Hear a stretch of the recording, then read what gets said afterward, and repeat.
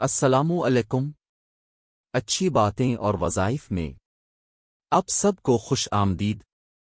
ایک چھوٹی سی درخواست ہے کہ میرے چینل کو لائک اور سبسکرائب کر دیں۔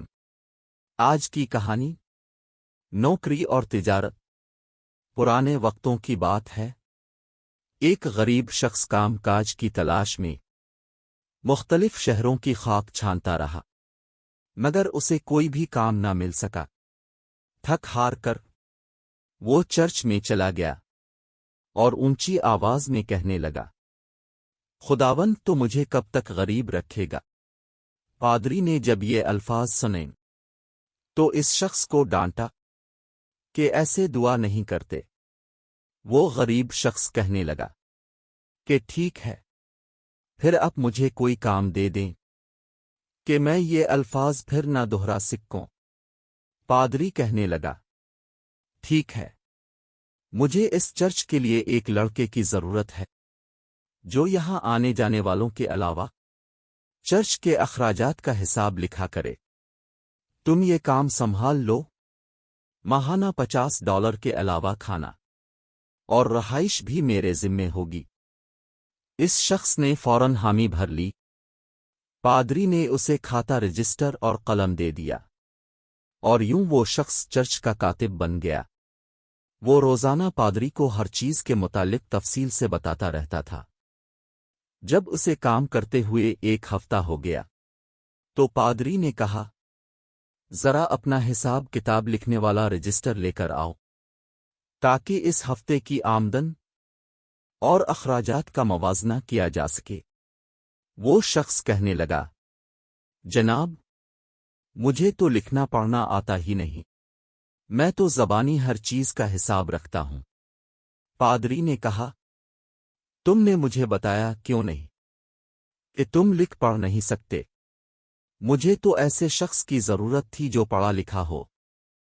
تم میری طرف سے یہ $50 لو اور جاؤ جا کر کوئی دوسرا کام تلاش کرو۔ وہ شخص $50 لے کر جب چرچ سے باہر نکلا تو اس نے دیکھا کہ دو شخص آپس میں باتیں کر رہے تھے۔ ایک شخص دوسرے کو کہہ رہا تھا کہ میں نے تمہیں $50 قرض دیے ہیں، اب تم ان سے کوئی تجارت کا کام کرو، اپنا نفع حاصل کرو اور بعد میں مجھے میری اصل رقم لوٹا دو۔ اس شخص نے جب یہ گفتگو سنی تو سوچنے لگا کہ $50 تو میرے پاس بھی ہے، مجھے بھی تجارت کر کے دیکھنی چاہیے۔ وہ گیا اور بازار میں اچھی طرح گھوم پھر کر دیکھا۔ اس نے دیکھا کہ اس شہر کے عمرہ ٹماٹر سے روٹی کھاتے ہیں، مگر عجیب بات تھی کہ ٹماٹر وہاں اگتا نہیں تھا۔ دور دراز کے علاقوں سے جب ٹماٹر آتا تو طویل سفر اور گرم موسم کے باعث رستے میں خراب بھی ہو جاتا تھا۔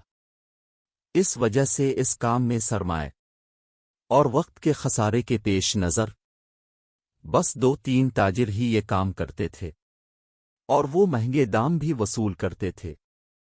اس شخص نے دور دراز کے علاقوں سے ٹماٹروں کو یہاں لا کر فروخت کرنے کا ارادہ بنا لیا۔ وہ پہلے بھی مختلف شہروں کا سفر کرتا رہا تھا، اسے پتہ تھا کہ کہاں پر ٹماٹر سستا اور کثرت سے پایا جاتا ہے۔ وہ سیدھا وہیں گیا اور وہاں سے جب ٹماٹر خرید کر لایا اور بہت کم منافع کے ساتھ انہیں فروخت کرنا شروع کیا تو پہلے دن ہی سارے ٹماٹر ہاتھوں ہاتھ بک گئے اور اسے اچھا خاصا منافع بھی حاصل ہوا۔ اسے یہ کام پسند آ گیا اور پھر کرتے کرتے ایک دن وہ اس علاقے کا بڑا تاجر بن گیا۔ اس نے اپنے کام کاج میں ہاتھ بٹانے کے لیے نوکر بھی رکھ لیے۔ ایک دفعہ وہ سفر کرتے ہوئے کسی ایسی جگہ پر گیا جہاں ہسپانوی زبان بولی جاتی تھی جس سے وہ لا علم تھا۔ وہ ایک ہوٹل میں کھانا کھانے گیا تو اسے کھانوں کے نام پلے نہیں پڑ رہے تھے۔ اس نے اپنے ایک نوکر کو بلا کر کہا کہ ذرا ان کھانوں کے نام تو سمجھ کر مجھے بتاؤ۔ نوکر نے حیرانی سے کہا، جناب آپ اتنے بڑے تاجر ہیں مگر آپ کو ہسپانوی زبان نہیں آتی؟ اس شخص نے کہا، اس لیے کہ میں پڑھا لکھا نہیں ہوں۔ تو نوکر نے کہا، جناب اب الف ان ہیکر ایک بڑے تاجر ہیں، سوچیں اگر 2-4 جماعتیں پڑھ لیتے تو پتہ نہیں کتنے بڑے تاجر ہوتے اور آج نہ جانے کہاں ہوتے۔ اس شخص نے جواب دیا، ہونا کہاں تھا، اگر 2-4 جماعتیں پڑھ جاتا تو آج $50 ماہوار پر چرچ میں پادری کا کاتب ہوتا۔ ایک عربی تحریر کا اردو ترجمہ۔ ہمیں یہ سبق ملتا ہے کہ ضروری نہیں ہوتا کہ ہر شخص کی نصیب میں وہی ہو جو دوسرے کے نصیب میں ہے۔ ہم ہر وقت رونا روتے ہیں کہ ہمارے پاس یہ نہیں، اس کے جیسا نہیں ہے، لیکن اس میں چھپی مصلحت، بھلائی ہمیں سمجھ میں نہیں آتی۔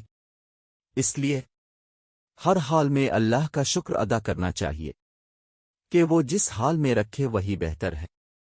شکوہ کرنے سے موجود نعمتیں بھی کم پڑ جاتی ہیں، جبکہ شکر کرنے سے نعمتوں میں اضافہ ہوتا ہے۔